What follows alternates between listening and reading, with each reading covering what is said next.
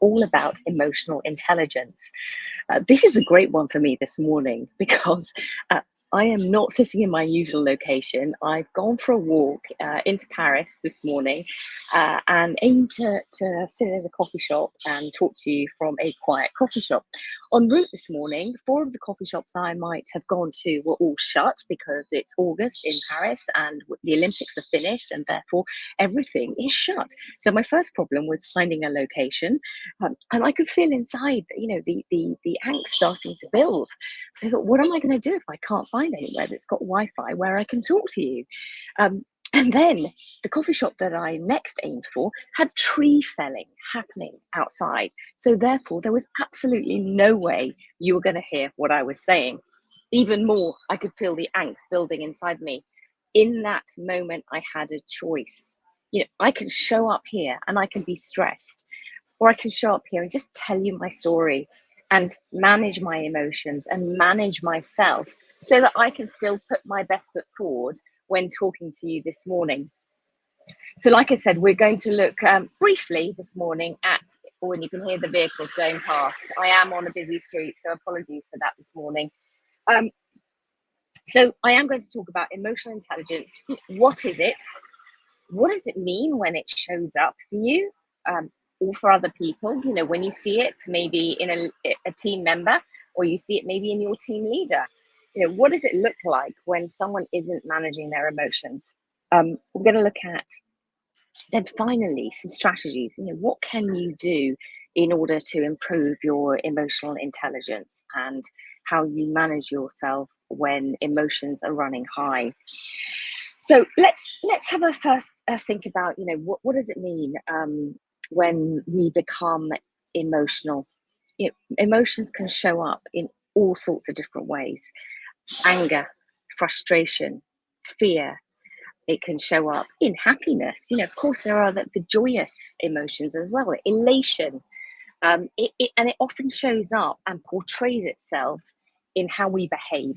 Okay, so the state that we show to the world, our behaviors, how we act. So if we are feeling maybe anxious and angry about a situation, that will manifest itself into a behavior that we show to our team. And that might be that we, throw our arms around an awful lot. That might mean that we bash the table. That might mean that we stomp around. That might mean that we sulk. There are different ways that we all will express the emotion of anger. And conversely, if you look at the emotions of joy and happiness, what do you feel when you feel joyful? We tend to put a smile on our face. We might smile at other people in the room. We might walk along the street with shoulders back, feeling a little more confident.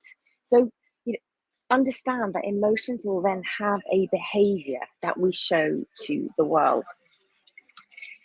Why is this important? This is really important when you're managing a team, because if you show up because you're cross about something, or something hasn't gone your way, or you're frustrated that you haven't hit your deadline, how you show up to your team will impact your team, and they will then behave in a certain way.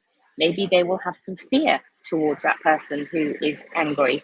I know of an example where a colleague absolutely lost their cool, and they threw something across the room. It actually was called out as a behavior that was unacceptable, but what it did was it instilled a fear within the team.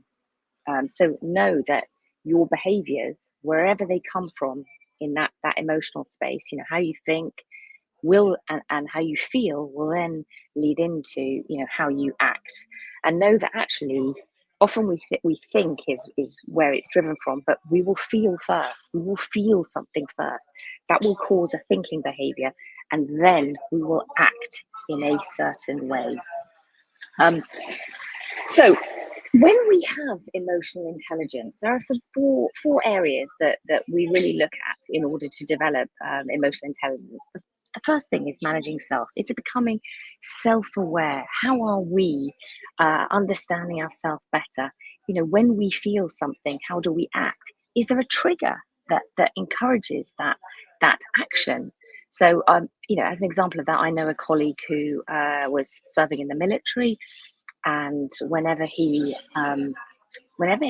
was given an order that would mean, a lot of activity in a very short space of time, and elements of stress, he would run around. And he was brought in by his senior um, officer, and essentially told that officers don't run.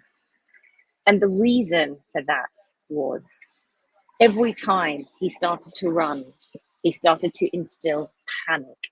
So he may have been stressed, but he started to instill panic in those around him. Whereas actually, if he just delivered what he was there to deliver and walked calmly and confidently, even though it may have been a stressful situation, he would get far more from his team. So the first thing is being self-aware, understanding your triggers, what makes you tick. And then when you know that, it's about managing yourself in that situation. So, as I've just mentioned, it's about maybe taking the cool and collected approach rather than the running around approach, the kind of, headless chicken approach. It's about then knowing how to manage others, how to manage others' emotions in your team. It's about being able to display empathy to team members maybe who are going through something difficult, or maybe they're having a tough time at work, or maybe they're frustrated about something. So it's about showing empathy in that moment when one of your team members may need that support. And then it's about social connectedness. It's about a feeling of belonging. So you feeling that you belong somewhere, but also that your team, department, and business feels that they belong to that business in a positive way.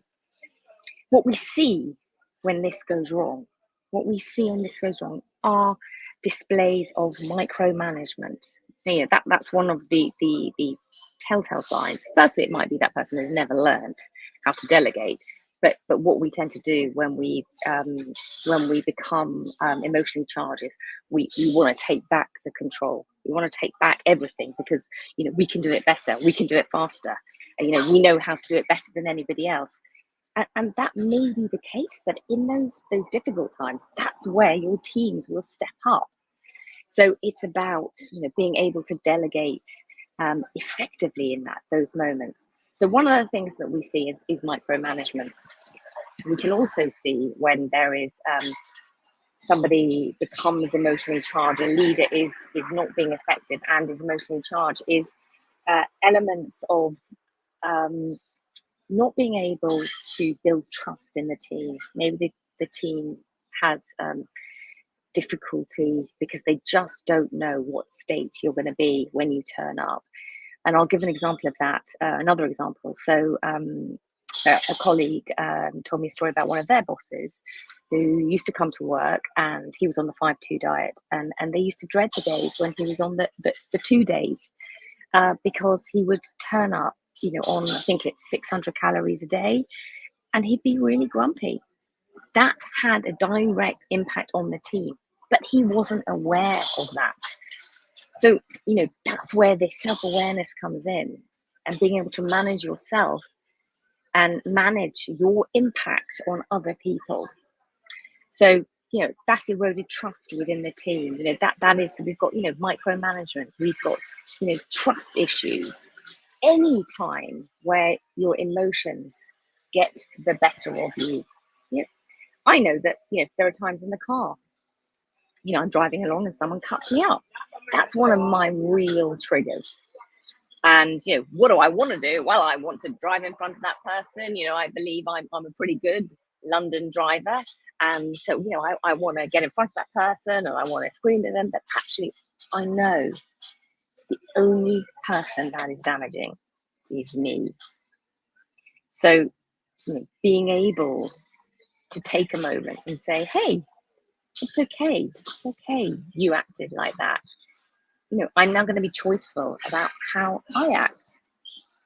I'm not going to grow. I'm not going to react. I'm going to be proactive in choosing my behavior. So let's think about now strategies. What can you do? And know that nobody is 100% emotionally intelligent. Nobody. There will always be something that riles us. We just have to have seen what's happened in the streets in the UK over the last few weeks. Right or wrong, you know, those were behaviors that were emotionally charged. And the first thing that we can do in those situations, just take an inward look at ourselves. When we feel angry, when we feel frustrated, when we feel overwhelmed, lots of words like this, when we feel undervalued, when we feel unrewarded, these all have emotions attached to them. And it's in those situations we want to be able to unpick what is happening for us so that we become more self-aware. So the first thing is to know, is to really think about, giving yourself feedback. Giving yourself feedback.